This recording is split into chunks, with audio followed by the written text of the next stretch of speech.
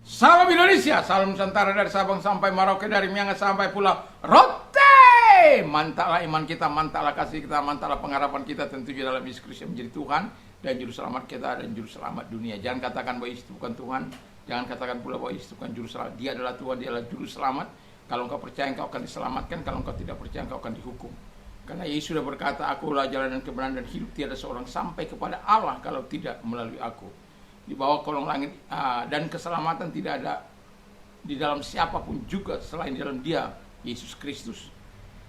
Karena di bawah kolong langit ini tidak ada nama lain yang diberikan kepada manusia yang olehnya kita dapat diselamatkan.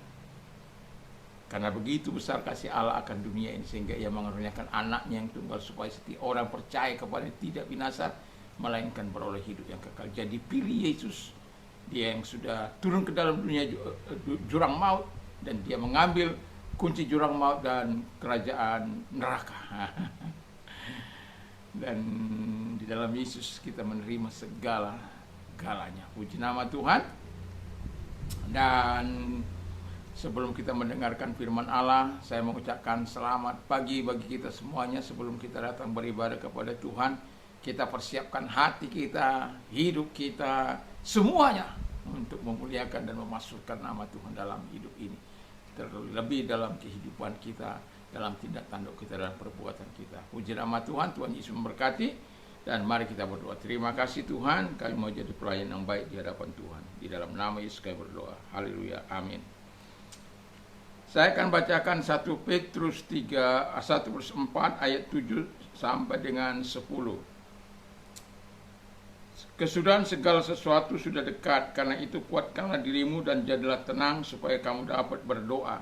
Tetapi yang terutama kasihlah sungguh-sungguh seorang akan yang lain, sebab kasih menutupi banyak sekali dosa. Berilah tumpangan seorang akan yang lain dan dengan tidak bersungut-sungut. Layanilah orang yang seorang akan yang lain sesuai dengan karunia yang telah diperoleh tiap-tiap orang sebagai pengurus yang baik dari kasih karunia Allah. Tema kita adalah pelayan yang baik bagi kasih karunia Allah. Jadi kalau kita melihat ayat yang ke-7 saya buat nanti di bagian bawah. Dan kalau kita melihat, kalau mau menjadi pelayan yang baik dari kasih karunia Allah, dari kita adalah orang yang kita harus menjadi orang yang titik-titik. Yang pertama, yang mengasihi Tuhan dan sesama. Kalau kita masih ingat Matius 22 ayat 37, di sana dikatakan love your God with all your heart and with all your soul and with all your mind, and love your neighbors as yourself. Kasihlah Tuhan Allahmu dengan segenap hatimu, dengan segenap kekuatanmu, dengan segenap jiwamu, dan kasihlah sesamamu seperti dirimu sendiri. Jadi orang yang menjadi pelayan Tuhan yang baik atau pelayan yang baik dari kasih karunia Allah, dia haruslah orang yang mengasihi. Bagaimana mungkin seorang pelayan tidak mengasihi Tuhan terlebih dahulu? Bagaimana mungkin dia tidak menyampaikan segala permohonan sama seperti Yesus itu mengasihi Bapa, Bapa mengasihi Yesus. Itu sebabnya dia tinggal dalam kasihnya. Dan demikian juga kita, ketika kita mengasihi Yesus, kita harus tinggal dalam kasihnya. Supaya apa? Lengkaplah. Dan ketika kita mengasihi Yesus, kita juga diajar untuk mengasihi sesama kita. Tidak peduli seorang yang kita kasih itu pernah menyakiti kita karena membenci kita. Tetapi kalau kita sudah menerima kasih karunia Tuhan Yesus, kita harus mau mengampuni mereka, mengasihi mereka dengan tulus ikhlas, sebagaimana yang Tuhan harapkan. Yang kedua, kata firman Allah, dia harus suka memberi tumpangan. Ya memang kadangkala kita perlu curiga juga. Karena ada dulu yang diberi tumpangan justru merampok. Ya, saya pernah belum berapa lama inilah ya, ketika istri saya menerima seseorang Ya, sementara saya ada di Sumatera, walaupun hari itu saya mau pulang ya, tapi uh, itu ada seseorang yang mengantar kemari karena dia ditemukan di pantai sana. Itu sebagai orang yang ada di luar. Kalau mungkin saya di sini nggak ada masalah siapapun, tetapi karena saya nggak ada, diterima itu saya menjadi was-was ya. Ya, jadi saya sampai bilang sama istri saya, lo itu kalau diterima itu karena ada yang ngantar itu, orang yang ngantar itu kemari. Ya, saya katakan supaya hati-hati saja. Ya, jadi dan ya saya mau katakan, walaupun kita sudah memberikan tumpangan bagi orang ini, bukannya tahu berterima kasih, bukannya tahu apa, mau malasnya saja dibuat, ya. Walaupun kita sudah berikan tumpangan, dan pada akhirnya saya bilang pada dia, kita ini kalau manusia ya ditolong seharusnya tahu bertanggung jawab, tahu melakukan tugas-tugas, tahu menolong, tapi dia hanya tinggal makan, minum, dan pada akhirnya pulang kampung. Kata Tuhan, kata firman Allah, kalau kita memberikan tumpangan, pemalas itu, kalau dia pemalas jangan diberi makan. Tapi saya tidak akan mungkin sampai hati tidak memberi makan.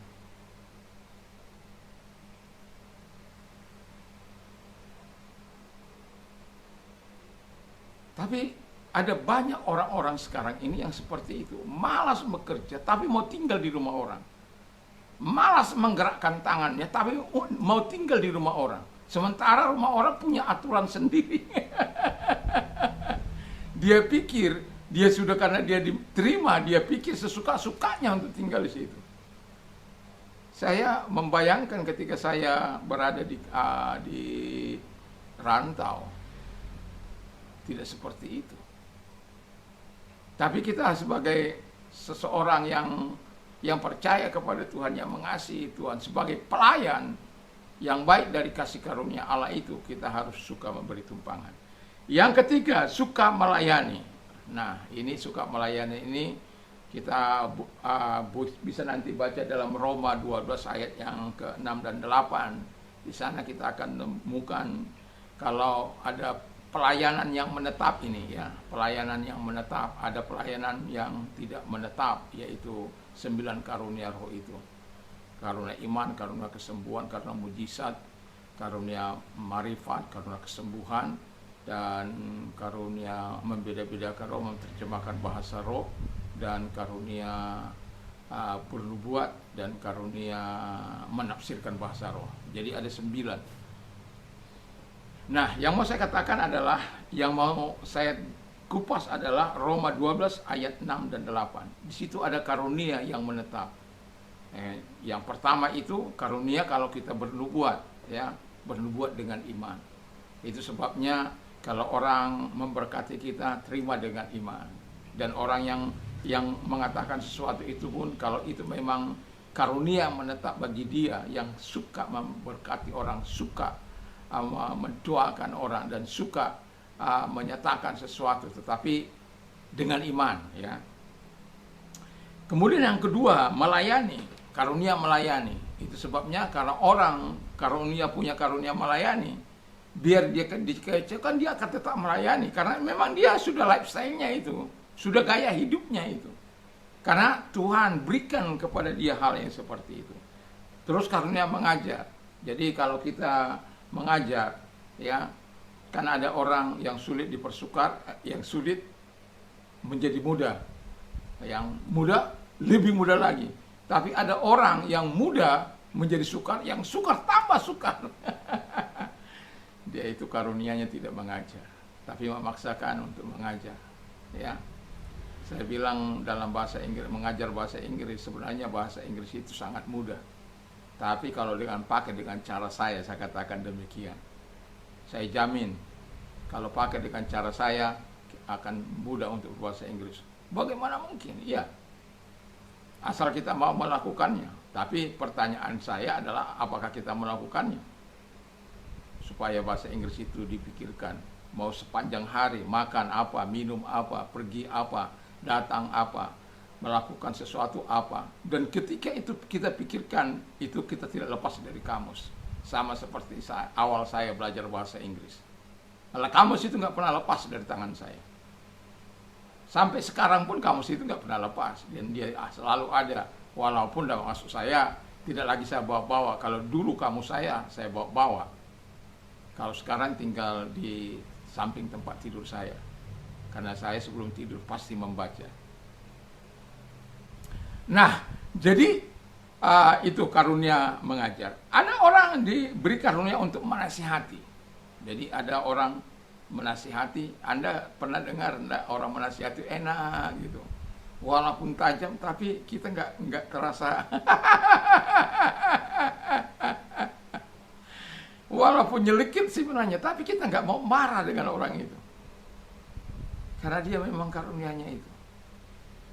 Jadi kalau orang yang seperti itu, ya makanya kalau ada orang-orang yang kita tahu ada orang-orang yang memang karunia menasihati, dia cocok saja gitu. Karena lifestyle-nya. Lalu membagi-bagikan sesuatu. Jadi ada orang suka memberi, ya, suka memberi. Membagi-bagikan sesuatu dengan tulus ikhlas, bukan lagi apa. Jadi walaupun kadangkala yang dibagi itu tidak tahu berterima kasih, dia bagi aja. Itu dia karunia menetap. Jadi saya punya dulu teman, ya, orang kaya raya, ya suka sekali membagi-bagi. Ketemu di sini dia bagi, ketemu di sana dia bagi. Kalau pada hari raya besar dia bagi dari perusahaannya, ya. Untuk kami hamba-hamba Tuhan itu baju, kadang arloji dan lain sebagainya. Semua dia suka, tidak ada hari tanpa memberi. Dan dia senang, ya. Ya, kalau banyak orang seperti itu dalam gereja Tuhan, syukurlah gereja Tuhan.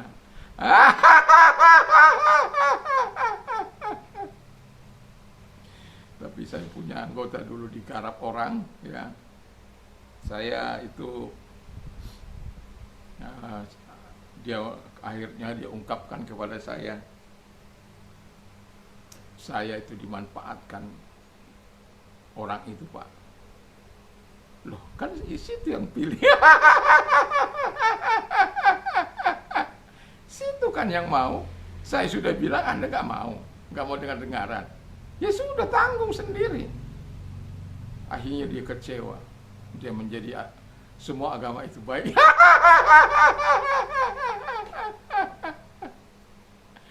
Jadi dia semua agama dia masuki, ya. Dia pergi ke India, dia pergi ke Cina, dia pergi ke mana-mana. Tapi tidak pernah tenang dalam hidupnya.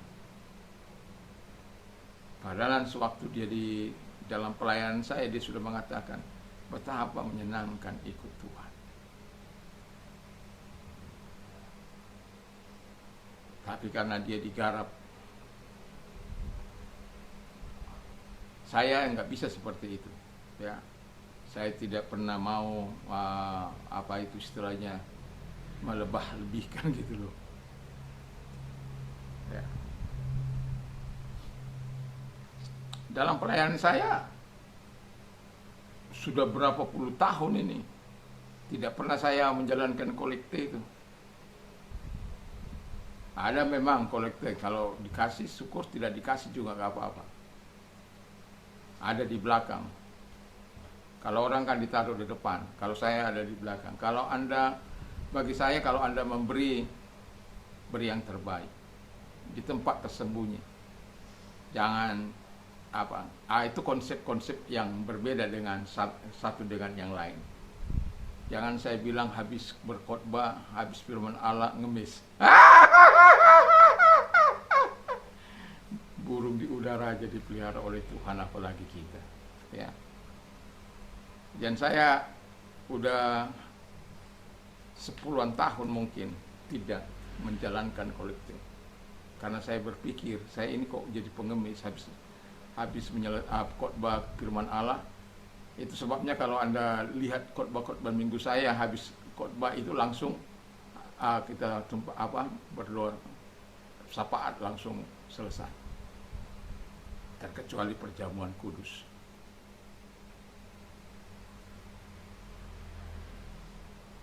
Karena apa? Tuhan yang menjadi sumber berkat kita, sumber segala pemberian kita. Saya nggak tahu bagaimana di tempat saya, tidak ingin mempermasalahkan siapa-siapa, tapi itu yang saya yakini dan itu yang saya percaya. Apakah saya nggak mengajar? Saya ajar. Jadi kalau ada, kan setiap gereja itu beda. Kalau sudah sampai ke depan itu bawa lagi uang yang tanpa tanpa keranjang lagi. Aduh, itu bagi saya itu apa sekali, ya, sangat nggak nyaman bagi saya. Sangat nggak nyaman.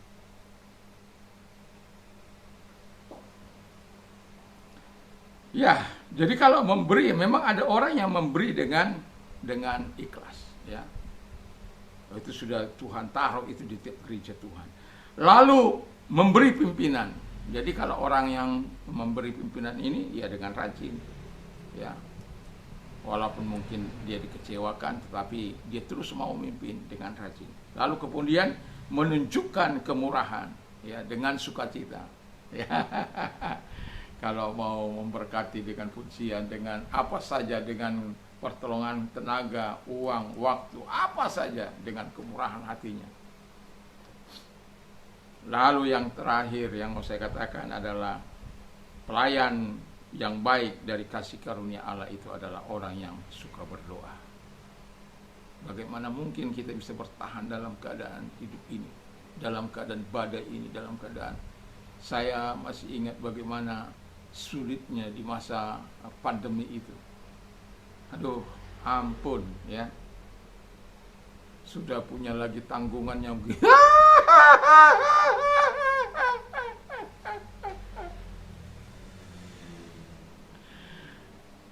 Tapi saya tetap merasakan bagaimana campur tangan Tuhan itu.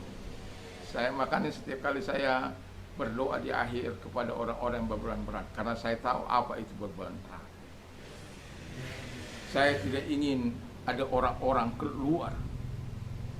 Kalau saya bisa menanggung segala beban yang begitu berat,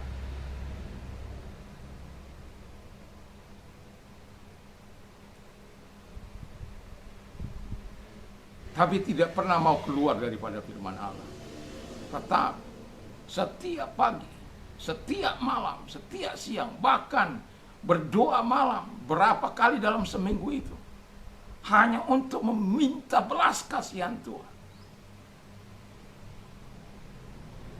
Dan kita bisa melihat kebaikan-kebaikan Tuhan itu, pemeliharaan Tuhan itu. Doa memungkinkan segala sesuatu terjadi. Doa memungkinkan hatinya tergerak, sorga terbuka, kemurahan Allah tercurah bagi kita, pertolongan Allah diberikan bagi kita, orang-orang yang melayani Tuhan dengan baik. Karena apa? Itu sebabnya setiap pelayan-pelayan itu harus berdasarkan kekuatan Tuhan yang dianugerahkan kepadanya, supaya jangan jadi batu sandungan. Jadi saya berharap, walaupun ini sedikit agak panjang, tapi saya mau katakan, jadilah pelayan Tuhan yang baik, yang menyenangkan hati Tuhan, dan dengan segala kemampuan untuk membawa kebaikan kepada Sang Pencipta kita. Karena firman Allah katakan, supaya kita memberi yang terbaik dari kehidupan ini. Mari kita tunduk kepada dan kita berdoa. Kami mau jadi pelayan Tuhan yang baik selama kami hidup di muka bumi ini, Tuhan. Terima kasih. Dan kalau engkau sakit, saya mau berdoa bagi Anda dalam nama Tuhan Yesus, segala sakit penyakit yang mereka derita, aku perintahkan keluar. Dan oleh bilu-bilu daripada Tuhan Yesus, engkau sembuh. Oleh kuasanya engkau sembuh. Jamah mereka Tuhan, tolong mereka dalam nama Yesus. Dan tanganmu menjangkau mereka, karena engkau tidak mengenal jarak, ruang maupun waktu. Terima kasih. Dan bagi engkau yang mengalami permasalahan berbeban berat, jangan pernah menyerah. Serahkan diri kepada Tuhan. Itu jalan yang terbaik, dan engkau akan menyaksikan kebaikan dan kemurahan dan pertolongan Tuhan. Karena Tuhan sangat mengenal hatimu, sangat mengasihi orang-orang yang mengandalkan Dia, yang mempercayai. Tetapi engkau tidak boleh mendikte Tuhan, tidak boleh menguasai Tuhan. Kau hanya menyerahkan diri dan taat kepada perintahnya. Dan engkau akan saksikan kebaikan dan kemurahan Tuhan. Dan kalau engkau orang yang sedang mengalami beban berat itu, datang dengan penyerahan kepada Tuhan. Angkat kedua belah tangan kita berdoa. Terima kasih Tuhan, lihat tangan yang diangkat kepadamu dalam nama Yesus. Kiranya Tuhan menolong mereka satu demi satu. Datanglah pertolonganmu kepada mereka sehingga mereka mengalami sukacita Tuhan, kelegaan daripada Tuhan karena pertolongan tiba tepat pada waktunya. Terima kasih, kami bersyukur buat pertolonganmu kepada mereka. Dalam nama Yesus, haleluya. Amin. Tuhan Yesus memberkati kita. Mantap, mantap, mantap.